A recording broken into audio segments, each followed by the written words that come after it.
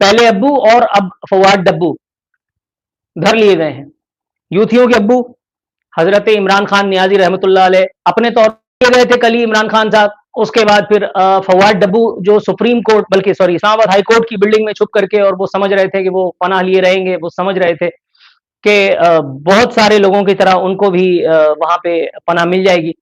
बहुत सारे लोगों की डिटेल में मैं नहीं जाना चाहूंगा इस वक्त यकीनन, लेकिन ऐसा हो नहीं सका। 12 घंटे की मेहनत शाक्का के बाद, 12 घंटे तक चूहों की तरह छुपे रहने के बाद, और उसके बाद जब उनको धर लिया गया, जब उनको कॉलर से पकड़ के, गिरेबान से पकड़ के हकालते हुए जानवरों की तरह बाहर लाया गया, तो वो विक्ट्री का निशान मना रहे थे कि जैसे बड़ी बहादुरी का काम करके और उनको पकड़ा गया।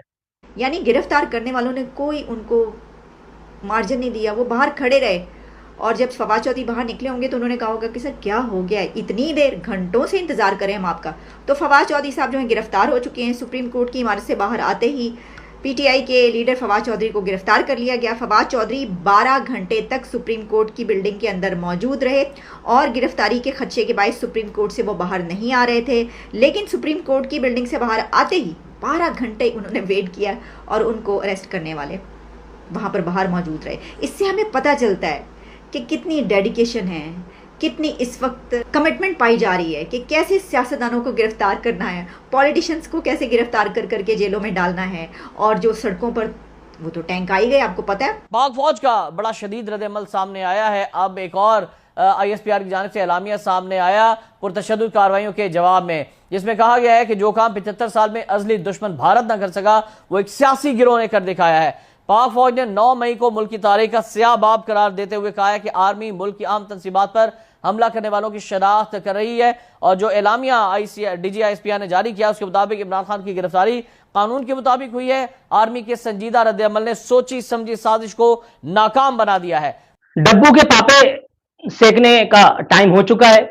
पप्पा जानी के साथ तो अभी कुछ नहीं हुआ। हाँ, अभी कोकेन की मिकदार जो है वो जैसे जैसे कम होती चली जाएगी, इसीलिए उन्होंने समा बांधना एक मरतबा फिर शुरू कर दिया है।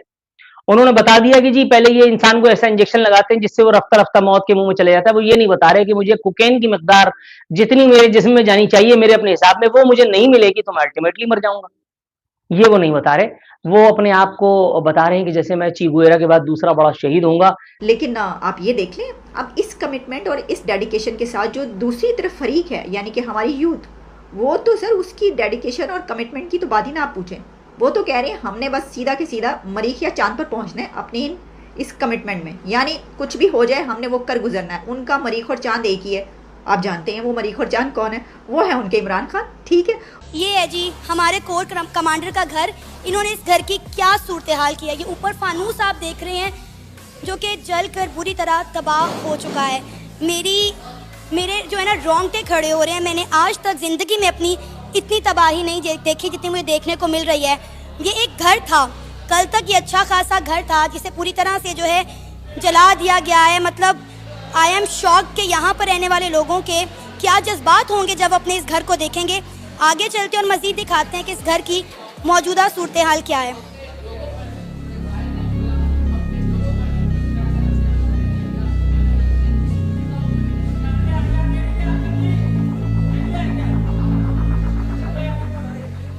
सबसे इंटरेस्टिंग बात यह है कि इस घर का नाम जिन्ना हाउस है। कायद-ए-आज़म मोहम्मद अली जिन्ना की ये रिहाइशगाह थी एक वक्त में, जो बाद में उन्होंने आर्मी को डोनेट कर दी।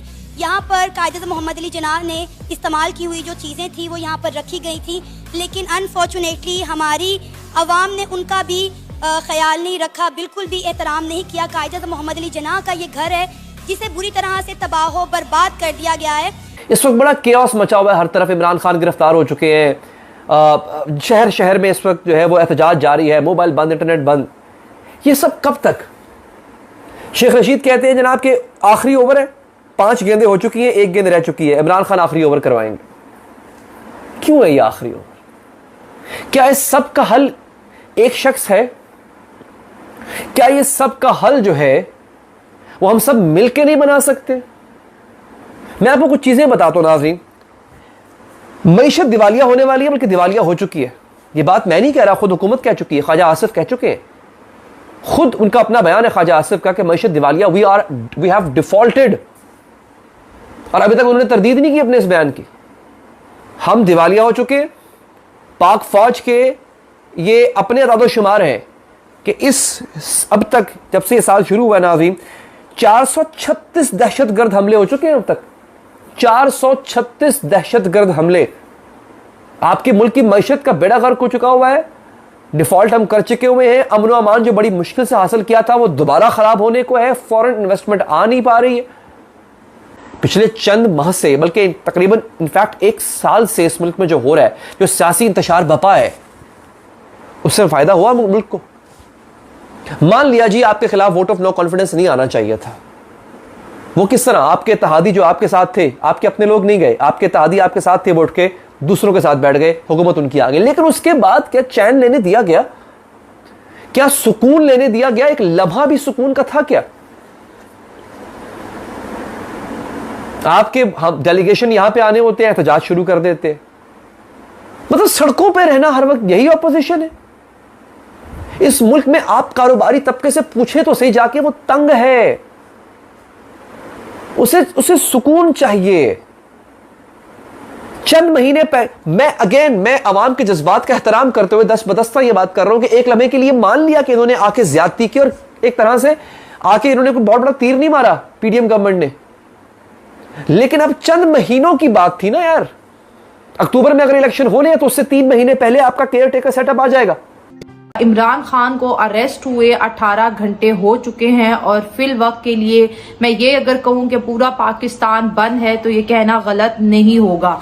अभी इमरान खान की गिरफ्तारी से बात शुरू करते हैं। सोशल मीडिया पर वीडियो वायरल हुई, सबने देखा कि इमरान खान को किस तरह से घसीटते हुए जो है कमांडर्स ने, रेंजर्स ने उनको अरेस्ट किया। और उनके वकीलों का ये कहना है कि जब इमरान खान साहब को अरेस्ट किया जा रहा था, क्योंकि उनकी एक टांग पे सोजिश है काफी और डॉक्टर ने उनको चलने फिरने से मना किया है, उनका ये कहना है कि उन्होंने उनको वहां पर मारा पीटा है और उनके सर पे भी चोट आई है। इसके साथ साथ कुछ लोगों का जो उस कमरे में मौजूद थे उनका कहना ये है कि उनको थप्पड़ों से भी मारा गया है। अब बात करते हैं कल से लेके आप तक जो नुकसानात हुए हैं उन पे कुछ नजर डालते हैं। कोर कमांडर्स के घर पर हमला किया गया, उसको फिर लूटा गया पब्लिक की तरफ से। एक वीडियो आपके साथ शेयर करती हूँ, आप जरा देखिए कि किस तरह से जो है अवाम उनके घर का राशन, उनके घर की हर चीज जो है लूट के ले गई। ये देखें, ये इस आदमी ने कुछ ये सीजनल फ्रूट है, फालसे पकड़े हुए हैं, किसी के हाथ में आई थिंक सो प्याज है और इनका कहना ये है कि ये हमारे पैसों से लिया है और हम इसको ले जा रहे हैं। उसके बाद एक और बड़ी खबर, पाकिस्तान के प्राइम मिनिस्टर जो है शहबाज शरीफ के घर को भी आग लगाएगी। कहा यह जा रहा है कि ये पीटीआई के कारकुनान ने, पीटीआई के सपोर्टर्स ने ये किया है, लेकिन ये पीटीआई के सपोर्टर्स का भी एक बयान है, उनका कहना है ये हमने नहीं किया, ये अवाम का रद्द अमल, ये अवाम का रिएक्शन है, उल्टा हमने तो घर में आग बुझाई। तो जिस तरह से अवाम का रिएक्शन आ रहा है, अवाम सड़कों पर आ रही है। जनरल बाजवा के बेटे का जो शोरूम है ऑडी, उसको जलाया गया है। इसके बाद कोर कमांडर्स के घर को जलाया गया है। आर्मी के जहां पर समझ लें एक ऐसा एरिया जहां पर हवा भी बगैर इजाजत के नहीं गुजर सकती थी, आज वहां पर पब्लिक खड़ी है। पूरे लाहौर में जहां कहीं आर्मी को क्रेडिट दिया गया है वो सारे के सारे उन्होंने वो बोर्ड तोड़ फोड़ दिए हैं, वो जो टैंक थे वो सारे के सारे अवाम ने तोड़ फोड़ दिए हैं। और इतना गुस्सा, इतना रिएक्शन कभी सोचा भी नहीं था। इमरान खान को तो अरेस्ट कर लिया, इन्होंने सोचा जैसे बेनजीर का हुआ था, अवाम सड़कों पे निकलेगी, कोई 100-200 गाड़ियां डैमेज करेगी और फिर अपने अपने घरों को निकल जाएगी। शायद किसी ने ये सोचा ही नहीं था कि जो वर्दी वालों की हवा से भी डरते थे, आज वो वर्दी वालों के सामने अवाम खड़ी हो गई है। और अगर मैं कहूँ ये सारे फसाद की जड़ जो है वो जनरल बाजवा ही थे। अगर वो रिजीम चेंज ना करते तो अवाम का ये रिएक्शन कभी भी नहीं आता।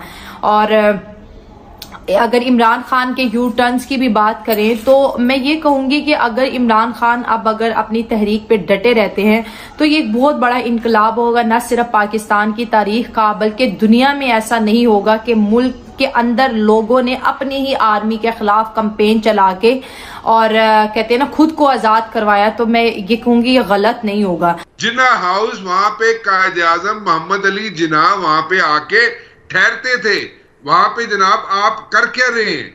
मतलब क्या प्रूफ करने की कोशिश कर रहे हैं?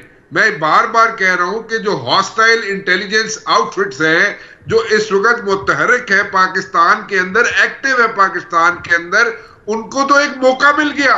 And just look at the Indian media, देखिए इंडियन मीडिया छलांगे लगा रहे हैं राणा साहब, छलांगे लगा रहे हैं वो लोग, कॉल पे कॉल कर रहे हैं हम लोगों को, तज़हीक कर रहे हैं पाकिस्तान की कि देखो हम लोग जो नहीं कर सके वो उन्होंने कर दिया। छलांगे कम लगा रहे हैं, वो सेलिब्रेट कर रहे हैं। वो सेलिब्रेट इसलिए कर रहे हैं कि जो काम वो नहीं कर सके वो यहाँ पे हो गया है। Right. So this is very unfortunate. ठीक है। वो तो उनके पर्पस जो है, वो इंडियन मीडिया खुद जो है वो कभी अपनी रॉ के खिलाफ, कभी इंडियन आर्मी के खिलाफ का एक लफ्ज नहीं बोलता। वो एक कॉमा, और क्या नहीं किया उन्होंने कश्मीर में, क्या नहीं किया? उनके अपने स्टेट्स के अंदर खवातीन न्यूड जो है वो प्रोटेस्ट करती नहीं कि हम लोगों के साथ जो ये करती रही है आर्म्ड फोर्सेस। बहरहाल ब्रिगेड साहब, इस टाइम पर जो अभी राणा साहब ने बात की है वो ISPR की स्टेटमेंट के अंदर मैं आपको क्विकली बता दूं, कहते हैं जो काम दुश्मन 75 साल में ना कर सके वो इख्तदार के लिए सियासी लबादा ओढ़े एक ग्रोह ने कर दिखाया है। आप अग्री करते हैं कि जो चीज़ दुश्मन नहीं कर सकी, हमारा वो जो एक सर्टन रिस्पेक्ट का रिश्ता है हमारे सारे इंस्टीट्यूशंस के साथ, नहीं तोड़ सका भारत, बड़ी कोशिश की। और मुझे ये मालूम है कि मेरे जो कुछ जानने वाले इंडिया के अंदर मौजूद हैं जो जर्नलिस्ट वगैरह, वो हमेशा इसी बात से चिढ़ते थे कि पाकिस्तान का अपनी आर्म्ड फोर्सेस के साथ वो रिश्ता बड़ा तगड़ा है। और मैं इस बात को किसी तरीके से भी सपोर्ट नहीं कर सकती कि आर्म्ड फोर्सेस का सियासत में कोई हिस्सा हो, लेकिन जो रिश्ता एक इज्जत का, ताजीम का है, वो अपनी जगह पर होना बड़ा इंपॉर्टेंट होता है for a strong nation, specially a nation जो कि इस तरह के दोराहे से बार बार गुजरता हो। आप समझते हैं कि सही कह रहे हैं कि जी खान साहब ने वो रिश्ता तोड़ दिया या ख़त्म कर दिया या एटलीस्ट दरारें डाल दी? बहुत अनिका, ये बहुत अफसोसनाक बात है। एक्चुअली जो एनिमी का 75 साल से नैरेटिव था, वो नैरेटिव ये था कि जो पाकिस्तान की मुसल्लह फ़ौज और अवाम में ट्रस्ट है और जो बहुत देर मैश टुगेदर, इसको किस तरह ब्रेक किया जाए। और वो इमरान खान साहब ने 1 साल में और फिर कल उसको पाया तकमील तक पहुंचा दिया, जिसमें उन्होंने पहले फ़ौज के बारे में बात की कि मीर जाफ़र, मीर सादिक, फिर उन्होंने एनिमल्स होते हैं, फिर उन्होंने जनरल बाजवा की बात, उसके बाद फिर जनरल नसीर की, फैसल की खुल के बात शुरू कर दी। इतने डेकोरेटेड प्रोफेशनल ऑफिसर के बारे में, आई नो कि उनकी क्या कंट्रीब्यूशन है पाकिस्तान के अंदर, उनके बारे में लास्ट में आपने फिर कह दिया जी कि वो जो मुझे कुछ हुआ तो he will be responsible. ISPR ने इतने स्ट्रॉन्ग रिबटल उसके ऊपर दिया, कहा आपके पास ऑप्शन है, आप पिटिशन डाल दें या GIT में चले जाएं, वो भी नहीं उन्होंने किया। सो ही प्रिपेयर्ड, उन्होंने एक अपने एम को प्रोजेक्ट करने के लिए उन्होंने पूरी एक कंप्लीट कैंपेन चलाई। अफगानिस्तान से जिस तरह अमेरिका को भगाया, इसी तरह तुम्हारा हाल भी होगा, लेकिन तुमको भागने की जगह अब नहीं मिलेगा। सारे एयरपोर्ट बंद। आज हमारे साथ इश्ताक अहमद साहब मौजूद हैं और वो मौजूद हैं क्योंकि वो इंडिया में भी आए हुए, एक खास बात है। बहुत बहुत स्वागत है आपका सर, शो में भी और इंडिया में भी। बहुत बहुत शुक्रिया। जब से मैं आया हूँ मेरे तो मेले यहाँ पे लगे हुए हैं, तो I am very happy coming to India. Thank you Amar ji, thank you. Thank you sir. कैसा लग रहा है आपको इंडिया आके? भारत दौरा आपका चल रहा है, अभी आप महाराष्ट्र में। जब से मैं आया हूँ, हम यहाँ पे 7 की सुबह 4 बजे मैं पहुँच गया था, फिर वहाँ से ड्राइव करते हुए नासिक हम आए और बहुत लोग आए हुए थे, क्वेश्चन आंसर भी हुए। तो जो मुझे समझ आती है कि इन दोनों मुल्कों में अगर normal relations, good relations, cooperative relations, trustworthy relations बन जाए तो सबको फ़ायदा ही है। और ख़ास तौर पे पाकिस्तान को जो इकोनॉमिकली बस्ट है, उसको बड़ी एक चांस है आगे बढ़ने का। तो इसको I think it was very well received. बाद में मेरी तकरीर के इतने लोगों ने मेरे साथ पिक्चर्स उतरवाई, I felt like a film star. तो मैंने कहा यार ये लोगों की मोहब्बत है, वरना एक प्रोफेसर के साथ इस किस्म की अटेंशन तो नहीं होती। But people in India are full of love. Pakistan जल रहे, मेरा दिल जल रहा है, मैं खून के आंसू रो रहा हूँ, हर पाकिस्तानी जल रहा है, बहुत इस वक्त तकलीफ में है। और ये थोड़ा सा सम अप करें, ये किस तरफ जा रहा है पाकिस्तान? आयशा, पहली बात तो ये है कि जो हुआ, जिस तरह हुआ, ना होता तो बेहतर था। चंद रोज पहले आपके सरपरस्तों और दोस्तों ने चाइनीज विजडम बहुत मशहूर है। उन्होंने चंद दिन पहले अफ़ाम तफ़हीम, इस्तेकाम, ये वो का मशवरा दिया जो जहन्नुम रसीद कर दिया गया। अच्छा, मैं अजीब इत्तेफाक है कि मैं यही कुछ एक्सपेक्ट कर रहा था, क्योंकि सब्र, ज़ब्त, तहम्मुल, तवाज़ुन, बर्दाश्त, विजन हमें नसीब नहीं। हमारी सारी तारीख ही ब्लंडर्स और सरेंडर्स की तारीख है।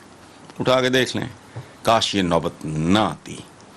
अब एक सितम और मेरी जान, अभी जान बाकी है। मैं दुआ ये कर रहा हूँ कि ये पीटीआई की लीडरशिप क्या करती है, क्या नहीं करती है, ये मैं इस मामले में मेरे जहन में ये बात है ही नहीं। मैं सिर्फ ये सोच रहा हूँ कि अगर अवाम any leadership, no leadership, without leadership,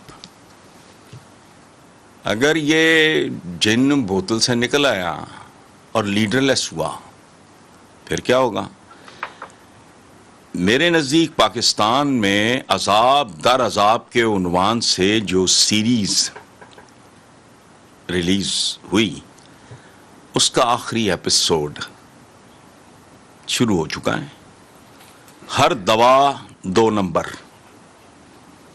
अब दुआ पे तकिया है। और याद रखना, ये कितने 100 साल हो गए हैं हमें दुआएं मांगते हुए, उन्हें कबूलियत इसलिए नहीं मिलती कि दुआ की कबूलियत के लिए भी मेरिट होता है, जो हमारे पास नहीं है। सो हर इदारे समेत अवाम का भी इम्तिहान है। अल्लाह पाकिस्तान नामी मुल्क पे रहम करे। पहले तो नहीं हुआ चूँकि हमने मिसबिहेव किया।